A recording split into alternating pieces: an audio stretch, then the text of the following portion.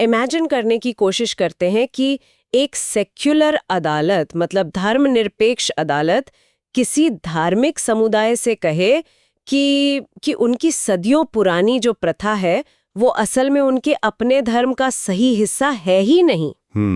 सुनने में तो थोड़ा अजीब लगता है ना, मतलब शायद नामुमकिन सा। बिल्कुल।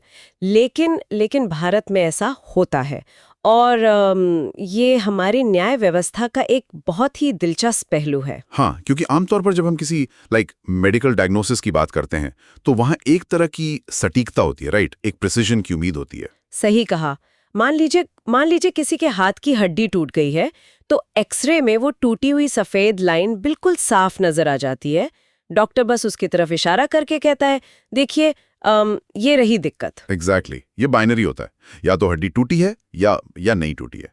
हम इंसानों को ना चीजें विजिबल और साफ सुथरी कैटेगरीज में बटी हुई बहुत पसंद आती हैं। हाँ, हमें ब्लैक एंड व्हाइट पसंद है, लेकिन जब हम कानून और खासकर धर्म और व्यक्तिगत आस्था की दुनिया में कदम रखते हैं तो अचानक वो एक्सरे मशीन काम करना बंद कर देती है। बिल्कुल, एक ऐसा डायग्नोस्टिक लैंडस्केप सामने आता है जो काफी धुंधला है, कॉम्प्लेक्स है और बहुत सारे ग्रे एरिया से भरा हुआ है। और आज के इस डीप डाइव में हमारा विषय कुछ ऐसा ही है।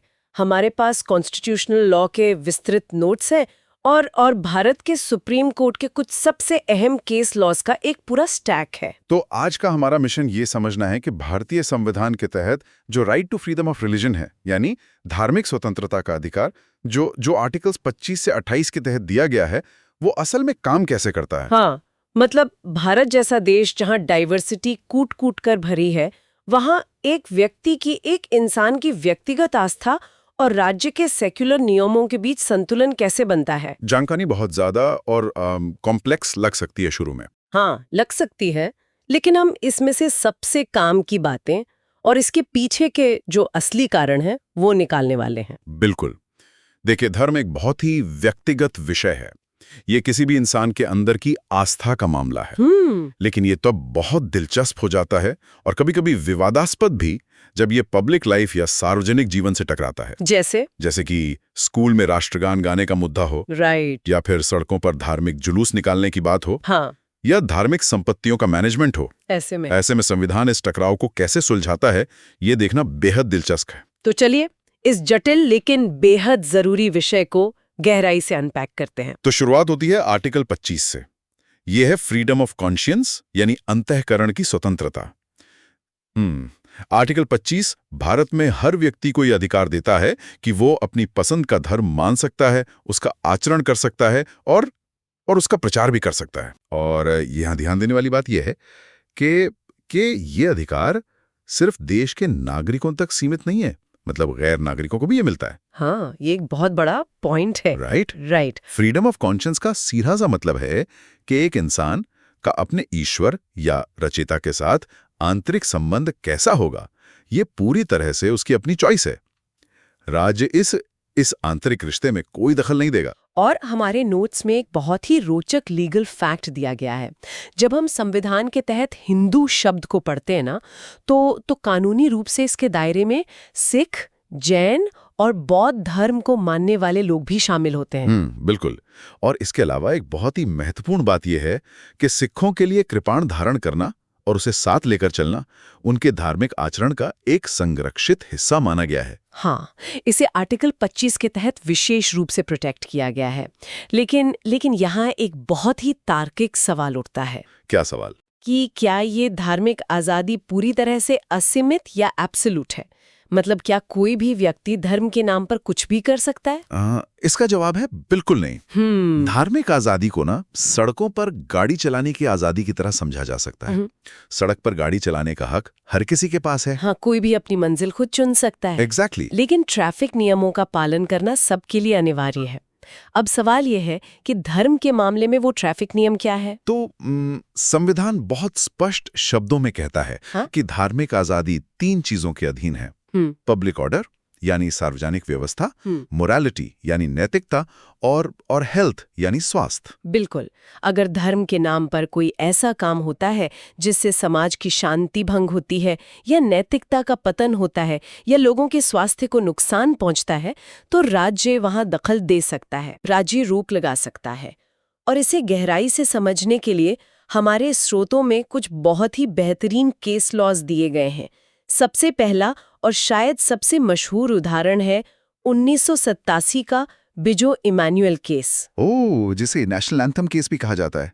इसकी कहानी बहुत ही दिलचस्प है। हाँ, जेहोवा विटनेस संप्रदाय के 3 बच्चों को स्कूल से सिर्फ इसलिए निकाल दिया गया था क्योंकि उन्होंने सुबह की प्रार्थना में राष्ट्रगान गाने से मना कर दिया था। राइट।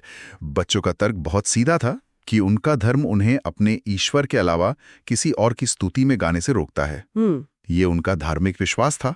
लेकिन यहाँ ये भी ध्यान रखना जरूरी है कि जब राष्ट्रगान बज रहा था तो वे बच्चे सम्मानपूर्वक चुपचाप खड़े थे। उन्होंने कोई शोर नहीं मचाया, कोई विरोध नहीं किया। और जब ये मामला सुप्रीम कोर्ट पहुंचा तो कोर्ट ने सिचुएशन को बहुत ही बारीकी से देखा। उनका निष्कर्ष ये था कि उन छात्रों को राष्ट्रगान गाने के लिए मजबूर नहीं किया जा सकता। हाँ, क्योंकि वे सम्मानपूर्वक खड़े थे, इसलिए उन्होंने कोई अव्यवस्था या पब्लिक ऑर्डर खराब नहीं किया। बिल्कुल। कोर्ट ने कहा कि चुप रहना भी अभिव्यक्ति है और इसे उनकी धार्मिक आज़ादी और अभिव्यक्ति की आज़ादी के तहत संरक्षित माना गया। ये क्लासिक उदाहरण है जहां राज्य ने एक व्यक्तिगत और शांतिपूर्ण मान्यता को सम्मान दिया। भले ही वो आम चलन से अलग थी, लेकिन देखिए हर मामले में फैसला व्यक्तिगत मान्यता के पक्ष में नहीं जाता। हाँ, यहीं से कहानी में ट्विस्ट आता है। बिल्कुल। अब बात करते हैं 1958 के मोहम्मद हनीफ कुरैशी केस की। हाँ। इस मामले में एक बहुत ही अहम सवाल उठा कि क्या बकरीद के मौके पर विशेष रूप से गाय की ही बलि देना इस्लाम का एक अनिवार्य हिस्सा है? राइट, क्योंकि उस समय राज्य ने गाय की बलि पर रोक लगाई थी और इसे सीधे तौर पर धार्मिक स्वतंत्रता के हनन के रूप में चुनौती दी गई थी। हाँ, तो सुप्रीम कोर्ट के सामने चुनौती ये थी कि वे ये कैसे तय करें कि ये उल्लंघन है या नहीं। कोर्ट ने इस्लामिक ग्रंथों और मान्यताओं का गहराई से अध्ययन किया और उन्होंने ये निष्कर्ष निकाला कि बकरीद पर बलि देना अनिवार्य हो सकता है, लेकिन गाय की ही बलि देना इस्लाम का अनिवार्य हिस्सा नहीं है। इसके लिए अन्य जानवरों का उपयोग भी किया जा सकता है। एग्जैक्टली। इसलिए कोर्ट ने फैसला सुनाया कि राज्य सार्वजनिक हित और पब्लिक ऑर्डर को ध्यान में रखते हुए इस पर रोक लगा सकता है। तो ये केस हमें ये सिखाता है कि गाड़ी चलाने की आज़ादी तो पूरी है, लेकिन जब बात समाज के बृहत्तर हित की आती है तो ट्रैफिक नियम राज्य ही तय करेगा। राज्य तय करेगा, बिल्कुल सही। तो व्यक्तिगत स्वतंत्रता और उसकी सीमाओं को समझने के बाद नैरेटिव एक कदम आगे बढ़ता है। इंसान अकेले तो धर्म का पालन करता नहीं है ना? हाँ, लोग मिलकर कम्युनिटी बनाते हैं, मंदिर, मस्जिद, चर्च या गुरुद्वारे स्थापित करते हैं। राइट। तो जब लोग समूह में अपने धर्म का पालन करते हैं तो वहां कौन से नियम लागू होते हैं? क्या एक समूह के अधिकार एक व्यक्ति के अधिकारों से अलग होते हैं? और ये सवाल हमें सीधे आर्टिकल 26 की ओर ले जाता है। आर्टिकल 26 बात करता है धार्मिक संप्रदायों के सामूहिक अधिकारों की। ये संविधान का वह हिस्सा है जो किसी भी धार्मिक समूह को अपने धार्मिक संस्थानों की स्थापना करने, उनका मैनेजमेंट खुद करने का अधिकार देता है। इतना ही नहीं, ये उन्हें चल और अचल संपत्ति लाइक मूवेबल और इमूवेबल प्रॉपर्टी हासिल करने और उसका प्रशासन करने का भी अधिकार देता है। लेकिन संपत्ति के इस अधिकार को लेकर एक बहुत बड़ा पेंच है जो अक्सर डिबेट्स में उभर कर आता है। इसे समझने के लिए 1994 के doctor M Ismail Faruqui case का जिक्र करना बहुत जरूरी है। बहुत ही इंपॉर्टेंट केस है। इस मामले में एक गंभीर सवाल उठा था कि क्या राज्य किसी भी धार्मिक स्थल जैसे मस्जिद, मंदिर या चर्च की जमीन का अधिग्रहण कर सकता है? क्या सरकार द्वारा ऐसी प्रॉपर्टी लेना आर्टिकल 26 का सीधा उल्लंघन नहीं है? और इस पर सुप्रीम कोर्ट का जो जवाब था ना, उसने भारत में प्रॉपर्टी और धर्म के रिश्ते को हमेशा के लिए स्पष्ट कर दिया। हाँ, कोर्ट ने कहा कि मस्जिद, मंदिर या चर्च जैसी अचल संपत्तियां धार्मिक आचरण के लिए अपने आप में अनिवार्य नहीं है, क्योंकि ईश्वर की प्रार्थना या नमाज कहीं भी अदा की जा सकती है, यहाँ तक कि किसी खुले मैदान में भी। बिल्कुल। इसलिए अगर कोई विशेष परिस्थिति आती है तो राज्य ऐसी संपत्तियों का अधिग्रहण कर सकता है। मतलब धर्म का अधिकार उस विशेष जमीन के अधिकार की गारंटी नहीं देता। तो अब यहाँ पर एक बहुत ही गहरा एनालिटिकल सवाल दिमाग में आता है। अगर धर्म पूरी तरह से आस्था और विश्वास का विषय है, तो एक सेक्युलर कोर्ट या कोई जज ये कैसे तय कर सकता है कि उनका मुख्य हिस्सा है या नहीं? क्या ये राज्य का धर्म में दखल देना नहीं है? यही पर भारतीय न्यायपालिका का एक बहुत ही शानदार लेकिन उतना ही जटिल सिद्धांत सामने आता है, जिसे एसेंशियल रिलीजियस प्रैक्टिसेस डॉक्ट्रिन या ईआरपी कहा जाता है। ईआरपी। हाँ, ये सिद्धांत ये तय करने का एक टूल है कि कोर्ट धर्म के मामलों में कितनी दखलंदाजी करेगा। ईआरपी डॉक्ट्रिन के तहत कोर्ट सिर्फ उन प्रथाओं को सुरक्षा देता है जो उस धर्म का अभिन्न और अनिवार्य हिस्सा हैं। लेकिन ये पता कैसे चलता है कि क्या अनिवार्य है और क्या नहीं? इसके लिए भारतीय अदालतें टेस्ट ऑफ ऑल्टरेशन का इस्तेमाल करती हैं, राइट? बिल्कुल। ये टेस्ट बहुत ही लॉजिकल है। कोर्ट एक आसान सा सवाल पूछता है कि अगर इस विशेष प्रथा को हटा दिया जाए तो क्या उस धर्म का मूल रूप ही बदल जाएगा? अगर जवाब हाँ है तो इसका मतलब है कि वो प्रथा अनिवार्य है, उसे पूरी सुरक्षा मिलेगी। और अगर जवाब ना है तो वो प्रथा अनिवार्य नहीं है और राज्य उस पर नियम बना सकता है। और एक बात जो हमारे स्रोतों में बहुत ही स्पष्टता से बताई गई है वो ये है कि सिर्फ अंधविश्वास या धर्म के नाम पर की जाने वाली जो कमर्शियल या सेक्युलर गतिविधियां हैं उनको कोई संवैधानिक सुरक्षा नहीं मिलती। एग्जैक्टली। इसे 1961 के दरगाह कमेटी केस में बहुत ही कड़े शब्दों में स्थापित किया गया था। हर वो चीज जो धर्म के नाम पर की जाती है वो धर्म का अनिवार्य हिस्सा नहीं होती। इस ईआरपी डॉक्ट्रिन के कुछ बहुत ही बड़े और समाज को गहराई से बदलने वाले परिणाम सामने आए हैं। चलिए एक बहुत ही रीसेंट और पावरफुल उदाहरण की बात करते हैं। 2017 का शायरा बानो केस। जिसे दुनिया भर में ट्रिपल तलाक केस के नाम से जाना जाता है। हाँ, इस मामले में कोर्ट के सामने सवाल था कि क्या तलाक ए बिद्दत यानी एक बार में एक साथ 3 बार तलाक बोलकर शादी खत्म करना, क्या ये इस्लाम का अनिवार्य हिस्सा है? और अगर ये अनिवार्य हिस्सा है तो राज्य इसे नहीं रोक सकता था। लेकिन कोर्ट ने इस प्रथा का बहुत ही सूक्ष्मता से विश्लेषण किया। कोर्ट ने इस्लामिक जुरिस्प्रूडेंस को देखा और पाया कि हनफी स्कूल भी जो इसे मान्यता देता है इसे एक पाप या गलत प्रथा मानता है। और कोर्ट का तर्क यहाँ बहुत ही सीधा और प्रभावशाली था। जो प्रथा किसी धर्म में ही गलत या पाप मानी गई हो वो उसी धर्म का अनिवार्य या सकारात्मक हिस्सा कैसे हो सकती है? कोई भी धर्म अपने अनुयायियों को पाप करने के लिए तो नहीं कहेगा ना? बिल्कुल सही। इसलिए चूंकि ये अनिवार्य नहीं है, इसे हटाना इस्लाम के मूल स्वरूप को बिल्कुल नहीं बदलता। इसी आधार पर ट्रिपल तलाक को असंवैधानिक घोषित कर दिया गया। ऐसा ही एक और बहुत ही महत्वपूर्ण और बहुचर्चित उदाहरण है 2018 का सबरीमाला केस। ये केस इस बात का परफेक्ट उदाहरण है कि जब एक संस्थागत अधिकार और एक व्यक्ति के समानता के अधिकार के बीच सीधा टकराव होता है तो संविधान किसे तरजीह देता है? हाँ, इस मामले में सबरीमाला मंदिर में 10 से 50 वर्ष की आयु की महिलाओं जो रजस्वला आयु वर्ग में आती हैं, उनके प्रवेश पर पूरी तरह से रोक थी। राइट। और मंदिर का मैनेजमेंट का तर्क था कि चूंकि वे एक अलग धार्मिक संप्रदाय हैं, इसलिए आर्टिकल 26 के तहत उन्हें अपने धार्मिक मामलों का प्रबंधन खुद करने का पूरा अधिकार है। उनका कहना था कि यह रोक उनके धार्मिक आचरण का हिस्सा है। लेकिन सुप्रीम कोर्ट ने इस रोक को असंवैधानिक माना।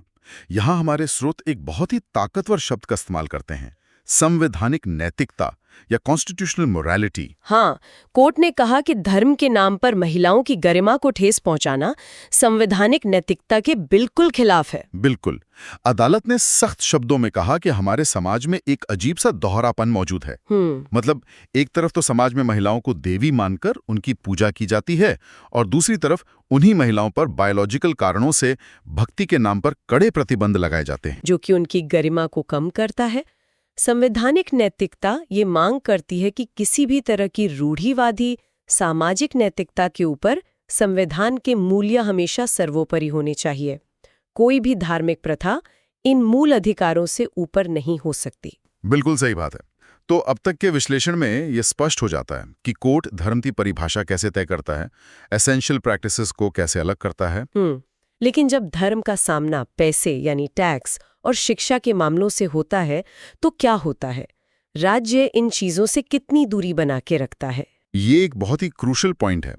यहाँ ये समझना जरूरी है कि भारत का सेक्युलरिज्म पश्चिमी देशों के सेक्युलरिज्म से बहुत अलग है। वेस्टर्न मॉडल में राज्य और धर्म के बीच एक सख्त दीवार होती है। हाँ, एक स्ट्रिक्ट सेपरेशन। लेकिन भारत का सेक्युलरिज्म धर्म विरोधी नहीं है। ये सभी धर्मों का सम्मान करता है, लेकिन सभी से एक सैद्धांतिक दूरी या प्रिंसिपल्ड डिस्टेंस बनाए रखता है। बिल्कुल, और ये खूबसूरत संतुलन हमें आर्टिकल 27 और 28 में देखने को मिलता है। आर्टिकल 27 टैक्स से आज़ादी की बात करता है। ये सुनिश्चित करता है कि राज्य किसी भी व्यक्ति को कोई ऐसा टैक्स देने के लिए मजबूर नहीं कर सकता जिसका सीधा पैसा किसी एक विशेष धर्म को बढ़ावा देने में खर्च हो रहा हो। इसका सीधा सा मतलब ये है कि सरकार का खजाना जो आम जनता के पैसे से भरता है वो पूरी तरह से सेक्युलर है। एग्जैक्टली, उस खजाने का इस्तेमाल किसी एक धर्म के प्रचार के लिए नहीं किया जा सकता। राज्य सभी धर्मों का सम्मान करेगा, लेकिन राज्य का अपना कोई धर्म नहीं होगा। तो अब आते हैं आर्टिकल 28 पर, जो बहुत ही संवेदनशील मुद्दे यानी धार्मिक शिक्षा से जुड़ा है। हाँ, रिलीजियस इंस्ट्रक्शन। इसका मूल नियम ये है कि ऐसे शैक्षणिक संस्थान जो पूरी तरह से राज्य के पैसे से चलते हैं, यानी जो 100% सरकारी स्कूल या कॉलेज हैं, वहां किसी भी तरह की कोई धार्मिक शिक्षा नहीं दी जा सकती। अगर सरकार पूरा खर्च उठा रही है तो वहां धर्म की शिक्षा के लिए कोई जगह नहीं है।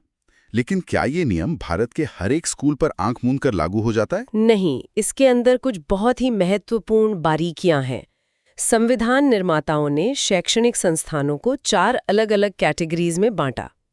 पहली कैटेगरी वो है जो पूरी तरह से राज्य द्वारा फंडेड है। वहां तो धार्मिक शिक्षा पर पूरी तरह से रोक है। हाँ, दूसरी कैटेगरी थोड़ी अलग है। यदि कोई स्कूल राज्य द्वारा मैनेज तो है, लेकिन उसे किसी ऐसे ट्रस्ट ने स्थापित किया है जिसकी बुनियादी शर्त ही ये थी कि वहां धार्मिक शिक्षा दी जाएगी, तो वहां ये रोक लागू नहीं होती। हाँ, क्योंकि स्कूल का मूल उद्देश्य ही वही था। राइट। और तीसरी और चौथी कैटेगरी उन स्कूलों की है जिन्हें राज्य से मान्यता प्राप्त है या जो राज्य से आर्थिक सहायता लेते हैं। ऐसे स्कूलों में धार्मिक शिक्षा दी जा सकती है, लेकिन यहाँ एक बहुत बड़ा लेकिन है। बिल्कुल, इसके लिए उस शिक्षा में भाग लेने वाले छात्र की सहमति लेना अनिवार्य है। अगर छात्र नाबालिग है तो उसके अभिभावक की सहमति जरूरी है। बिना सहमति के किसी भी बच्चे को धार्मिक शिक्षा लेने के लिए मजबूर नहीं किया जा सकता।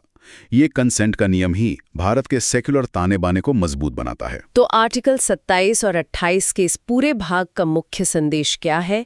इसका सबसे बड़ा संदेश ये है कि भारत का सेक्युलरिज्म धर्म को पूरी तरह से जीवन से बाहर नहीं निकालता। बिल्कुल नहीं, ये एंटी रिलीजन नहीं है, बल्कि ये राज्य की शक्ति और धर्म की शक्ति के बीच एक बहुत ही सुरक्षित दूरी बनाए रखता है। चलिए, आज के इस डीप डाइव के मुख्य बिंदुओं को समेटते हैं। इस यात्रा में हमने देखा कि कैसे भारतीय संविधान एक तरफ व्यक्तिगत आस्था की रक्षा करता है और दूसरी तरफ धार्मिक संप्रदायों के सामूहिक अधिकारों को भी जगह देता है। लेकिन साथ ही ये कोई ब्लैंक चेक नहीं देता है। ERP सिद्धांत के रूप में एक फिल्टर का इस्तेमाल होता है ताकि धर्म के नाम पर समाज में किसी का शोषण न हो। हाँ, और इसके साथ ही हमने ये भी देखा कि टैक्स और शिक्षा के मामलों में राज्य अपनी निष्पक्षता कैसे बनाए रखता है। ये एक बहुत ही बारीक और डेलिकेट बैलेंस है। बिल्कुल। इस पूरे विस्तृत विश्लेषण से जो सबसे बड़ी लर्निंग मिलती है वो ये है कि संवैधानिक अधिकार पूर्णतः स्वतंत्र या एब्सोल्यूट नहीं है। वे समाज की भलाई और संवैधानिक नैतिकता के दायरे में बंधे हुए हैं। एग्जैक्टली। अधिकारों के साथ हमेशा समाज के प्रति एक जिम्मेदारी जुड़ी होती है। लेकिन इस डीप डाइव को खत्म करने से पहले एक ऐसा विचार छोड़कर जाना जरूरी है जो आगे सोचने पर मजबूर कर दे। आज हम धर्म और संविधान के बीच के टकराव को देख रहे हैं, जो मुख्य रूप से पुरानी परंपराओं और आधुनिक समानता के बीच का टकराव है। लेकिन जरा भविष्य की कल्पना कीजिए। आज से कुछ दशकों बाद जब सदियों पुरानी धार्मिक मान्यताओं का सीधा टकराव आर्टिफिशियल इंटेलिजेंस, जेनेटिक इंजीनियरिंग या लैब में बनाए गए जीवन से होगा, तो स्थितियां कैसी होंगी? ओह, ये तो बहुत ही गहरा विचार है। मतलब जब टेक्नोलॉजी खुद जीवन की परिभाषाएं बदलने लगेगी, तब हमारी अदालतें, आस्था और इस अति आधुनिकता के बीच ये नाजुक संतुलन कैसे बनाए रखेंगी? क्या भविष्य की संवैधानिक नैतिकता को धर्म और विज्ञान के रिश्ते को फिर से परिभाषित करना पड़ेगा? ये एक ऐसा सवाल है जो हम सभी के सामने सबसे बड़ी चुनौती बनकर खड़ा होगा। बिल्कुल। आज के इस डीप डाइव में बस इतना ही। सीखते रहें और नई चीजों को एक्सप्लोर करने की ये जिज्ञासा हमेशा जिंदा रखें।